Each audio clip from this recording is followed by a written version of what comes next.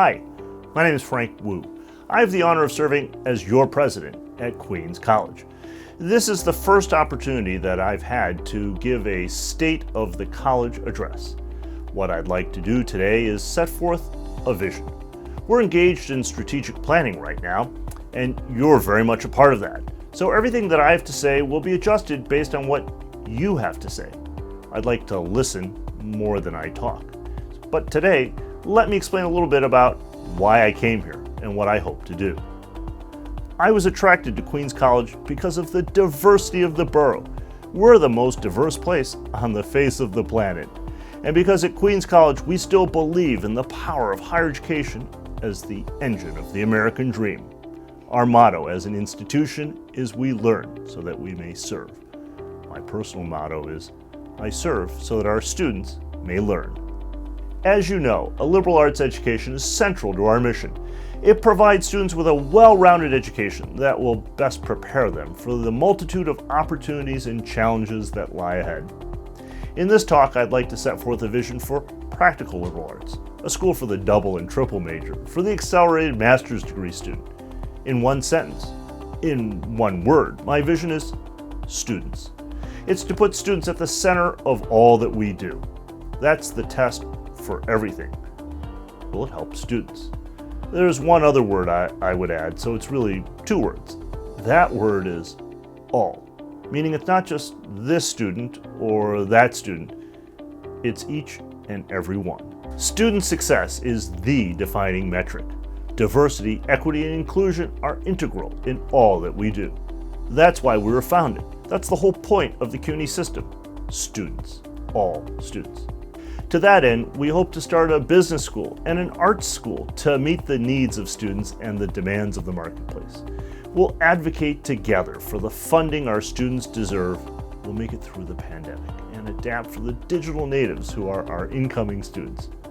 We'll make good on the social contract, the mutual promise we've made to one another to embrace American ideals. Let me talk a little about academics, the budget, diversity, and then about the pandemic. Let's start with academics because that's the core of what we do. Student success. That's what we're here for. We'll be doing more with technology and metrics and creating digital workflow. Our students, they're what's called digital natives, not like many of us. We're digital immigrants. We remember the world before the internet when people used pen and paper. That seems antiquated, old school now. Although I still carry a fountain pen and jot notes in a notebook, we live in their world. I remind myself of that. For our students, well, what I remember as new is for them old. Anyone else remember VHS cassettes and recording favorite TV shows that you wanted to watch? That's before we could binge anything by streaming it. When we look at what our students want and what they wish for, and we look at what the market offers opportunities in, it's apparent that we have so much already that could form a business school. So we're going to bundle together our business offerings and phase in over time a business school. Later, we'll look at how to expand it and serve our students and market even better. But it's not just about business, it's about the arts as well. I've been so impressed learning about the Aaron Copland School and our offerings in theater, drama, dance, photography, writing, and digital media. In every kind of art, we excel. We have such strengths. You've probably seen the Pixar movie Soul. The main character was created with the help of Dr. Peter Archer, a middle school band teacher in Bayside and a 1985 graduate of the Queens College Aaron Copland School of Music, who served as a consultant for the Golden Globe nominated film. If you haven't seen it, I recommend it to you. It not only captures what it's like to have a passion, jazz, it vividly depicts our borough in such a wonderful, literally animated and authentic manner. It's not just Peter Archer, he's exemplary, but all the graduates, all the faculty, wow, the work that they do creatively, it's so impressive. Without doing anything more, if we just put together everything that we have in the arts and bundle it, we'll have a first-rate art school. Business and the arts. They actually go together in arts administration. Some people might think, well, liberal arts, that's not so practical. but it is. We know that. If we give our students the tools to always adapt and be agile, their parents maybe want them to major in something different than what they want to major in. But if we offer them the double major or the major and the minor, such as business and liberal arts, there's opportunity there to blend skill sets. That's who the future will belong to. People who don't just do one thing well, they do 2 or 3 things well. Both the business and the art school will offer opportunities to communities and individuals that have been underserved and historically excluded in business and the arts, not to mention arts administration. I'm so proud that the first cohort of QC&4 is about to graduate. As I look at them, I think there's another opportunity, again, for us to not just get every student in QC&4, but to really grow the accelerated graduate degree programs. The marketplace is so demanding. The standards keep going up. Now, it's not enough for many jobs to have an undergraduate degree. You need the graduate degree too. We can offer it in a more effective manner because the programs we have are so successful. If you can do just a little bit more, a little bit faster, you'll come out with that competitive edge. Our career placement is enhanced by the CUNY Initiative, working with major employers in the New York City metro area. I want to look at how we can enhance the certificates and micro-credentials as well. Our goal is to train people to be productive and fulfilled within this ever-changing economy of ours. Let me turn then to the budget for a moment. We need to advocate together. We have the same goal, though maybe different tactics. Public higher education. It's not charity. It's an investment in us as an institution, in our students. It's actually those students who are the most effective messengers because they're the constituents of the public officials whom we need to persuade. There's been a change over the past couple of generations. What we once took for granted, we can't anymore. That everyone should have the opportunity to earn a Queens College degree. Well, some people are pessimists. They don't embrace that public good as much as I know all of us do. Let's win them over. Let's show them, as we did with the study that we put out just a year ago. For every dollar spent, every tax dollar spent educating students attending Queens College, taxpayers receive an average of $4.90, almost $5 in return over the course of the working lives of those alumni. Because our graduates go on to create small businesses. They employ people, whether or not those individuals were our graduates. So Queens College contributes to the economy for all. Most of our budget comes from the state of New York. The city of New York puts in some as well. But for the four-year schools in the CUNY system, it's about 60% that comes from the state of New York. So we need to persuade those folks in Albany, many of them are already our friends, that this is a worthwhile endeavor to support. At every opportunity, I meet with government leaders on the federal, state, and local level to advocate for funding on your behalf. Private philanthropy is so indispensable. It's a supplement, not a substitute, to the public funding. Our institutional advancement, they're terrific. I've been in higher education leadership going on 11 years now. I've never seen a better team. They raise $12 to $13 million per year.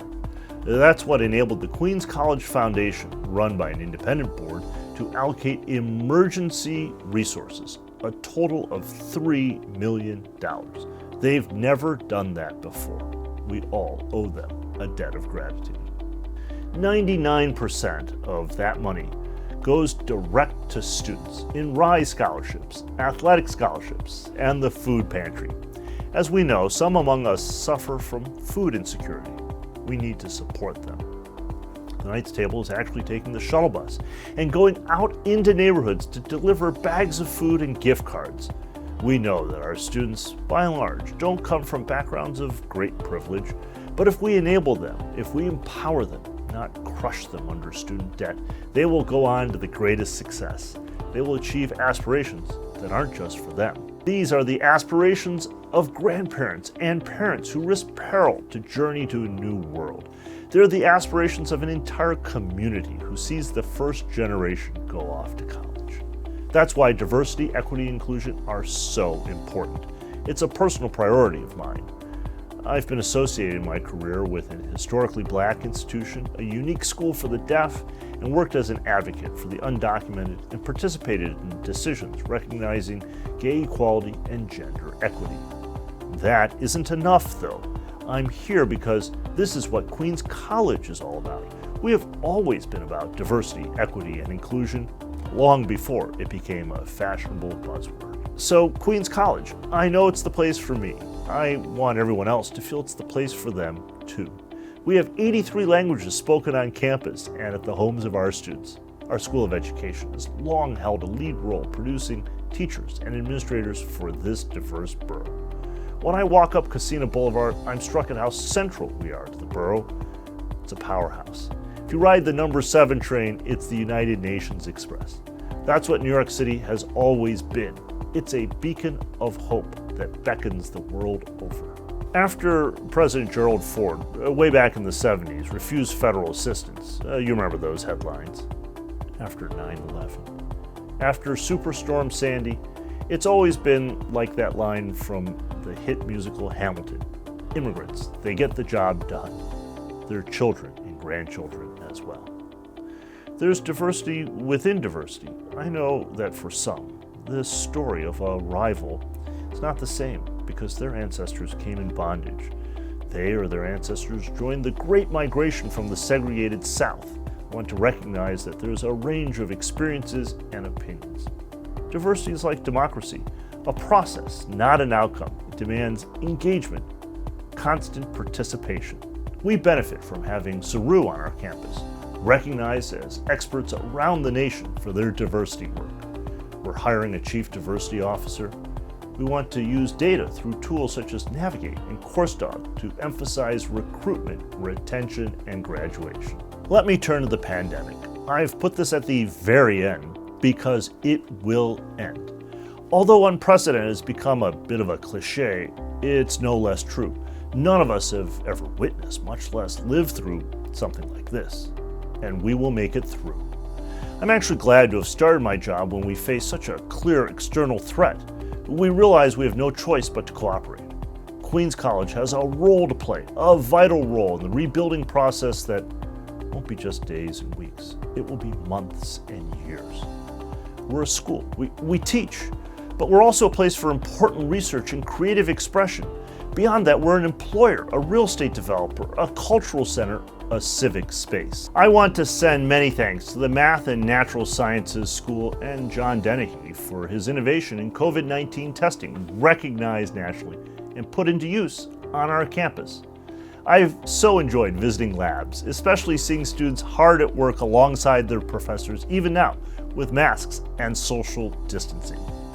Many of our faculty have integrated lessons about the pandemic into their courses, about the history of disease, the consequences, about how best to adjust in pedagogy. For the summer, we've already announced we will remain virtual. In fall 2021, we'll start back in person. I don't mean that we'll rush pell-mell and pretend nothing ever happened. No, we're going to do this knowing we have to adapt constantly and adjust. We'll be guided by the science and safety, and we'll ensure that for our students, what we've learned during the pandemic about education, virtual education, we'll take the best of that and offer multiple options to them. The social contract has come to the forefront. I wear a mask so that I don't just help myself, I help you. I trust you'll do the same for me. It doesn't make any of us less of a leader to recognize that. Pretending to be a tough guy or tough gal, well, that's not going to prevent continued flare-ups of COVID-19. Even once we're back, we're going to need to wear those face masks and socially distance. The future won't be the same as the past. It never is. But it will be better if we make it so. I know that progress is not automatic. We must think about what students need, want, and deserve.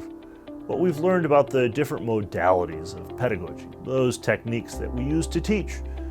Many want classes in person. I yearn to be able to see old friends and meet new ones. But some will still want classes online too. Maybe that big lecture at 8 a.m. Well, you'll be more inclined to attend if you don't have to trudge through the snow just to do that. Maybe we'll mix and match a bit. That's why we have strategic planning. We want to find out directly from you, what is it that you see Queens College as becoming? I want to thank everyone who's been involved, a much wider range of people than is typical, and also the folks on the working group for reopening. They've been meeting every week. That's where I receive the advice and counsel that's so valuable. It's all about teamwork. This has been a time of conflict and division. It's been a time, as one commentator described, as malice toward all. Not in the words of Abraham Lincoln, malice toward none. When the nation was broken asunder in his first inaugural address, Lincoln at the ending said, "I loathe to close. We are not enemies but friends. We must not be enemies. Though passion may have strained, it must not break our bonds of affection." 4 years later, when it was apparent the Union would eventually prevail, but there would be continued fighting before the result was achieved, before Robert E. Lee surrendered at Appomattox, Lincoln declared in his inimitable style, at once humble and profound, "With malice toward none, with charity for all, with firmness in the right, as God gives us to see the right, let us strive on to finish the work we are in, to bind up the nation's wounds." Many of you I have met. Some of you I haven't met yet. I strive to meet every member of the faculty and staff, and every student crosses my path, and I mean meet in person, not on a screen. This will have to do for now. When I walk across our beautiful campus, I want to thank every worker who has been coming in. That's what this ceremony today is all about. And I'm just like you, a child of newcomers who believed in the American dream, empowered by higher education. This is what I want to do within our community. We've been tested. We've survived. Now we must help our students to thrive. Thank you so much.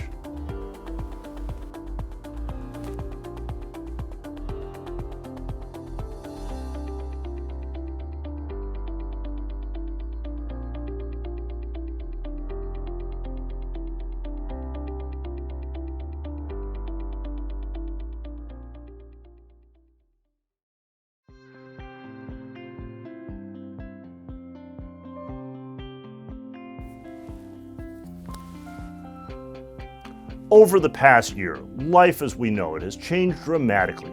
Because of the COVID-19 pandemic, most of us are spending the days inside our own homes and doing everything that we can to stay safe. But many of our brave and selfless employees here at Queens College have continued to come to our beautiful campus on a regular basis in order to maintain everything for us. We want to take some time to show our appreciation and honor these employees who for almost a year now have gone above and beyond for the sake of our community. First, I want to say a special thanks to Coronavirus Campus Coordinator William Graffio and Coronavirus Campus Liaison Paramount Pandey, who have overseen Queens College's adherence to COVID-19 guidelines. We truly appreciate your dedication. Now, let's take a few minutes to hear about the devoted workers in each area of the college. Our buildings and grounds employees, led by Zico Krisick, are on campus daily, putting in time sanitizing classrooms and offices and keeping the campus maintained until we are fully back in person. Meanwhile, many of our B&G staff have also been overseeing renovation and modernization projects on campus, so that when we all finally return, we will come back to a new and improved Queens College. Dear staff, this one is for you. Thank you. You turned up each day and continue to perform critical duties, from disinfection and cleaning to maintaining and monitoring mechanical ventilation systems in buildings to ensure they remain stable and safe. It is because of your daily efforts that many praise our beautiful 80-acre campus and its well-maintained almost 2 million square feet of interior spaces. Buildings and grounds administrative and support staff, skilled trades, engineering trade, custodian team, campus planning, and environmental health and safety all work together as one unit. You continue to support our critical capital construction projects, as they too continued while most of the economic activities were becoming increasingly idle across the city and state. We remain grateful to all of you for taking the center stage and facing this pandemic as able guardians of our great campus. Please thank your families too, and share with them how valuable your contribution is to our college's mission and to students we serve. Thank you. Our IT department has done exemplary work during these challenging times. At the beginning of the pandemic, they worked day and night and switched the entire help desk phone system to a cloud-based system in just 48 hours, and secured a Zoom license so students, faculty, and staff could meet their remote learning needs. First, I want to say thank you, IT. You guys have been an amazing value team members for Queens College as a whole. When the pandemic first started, we put together an online cloud-based help desk system in under 48 hours. We knew there was challenges, but somehow you guys stood up, got together, and said, let's do this, let's start helping the faculty, staff, and students. By the beginning of August 1st, somehow you guys went through 20,000 tickets. That's a lot of tickets to go through and help the faculty, staff, and students. I have to point out that there's an amazing help between the campus distribution team. We've mailed out well over 1,000 Chromebooks, iPads, laptops, and even T-Mobile hotspots to keep the faculty, staff, and students up and running. IT has not been idle while the pandemic has been going on. We've been in the middle of upgrading the college's Wi-Fi network. As well, we've been in the middle of a transition. We've moved our email systems off of the ground. From the front lines group, from the help desk, to the server team, to the training team, as well as to the video team, thank you. Thank you, IT. I'm unbelievably happy to be able to lead this organization and lead this team through the pandemic with y'all's support. I'm only as good as the people around me, and y'all are amazing. We're ITS. We're here to help. With the leadership of Chief of Staff Megan Morwilk and CIO Troy Hahn, they implemented the ProxyClick app, which allows visitors to easily request access to our campus and for the administration to track who comes and goes. This has made it simple to look at any possible exposure to COVID-19, helping to slow the spread of the disease and keep our surrounding community safe. The system has been a resounding success. I am so pleased to have this opportunity to thank the many Queens College staff members who've regularly come to campus over the past year to keep things running smoothly. We are also paying tribute today to the staff who provide technical support in our laboratories, studios, theaters, and other areas. The limited in-person activities that have taken place over this past year could not have happened without this group.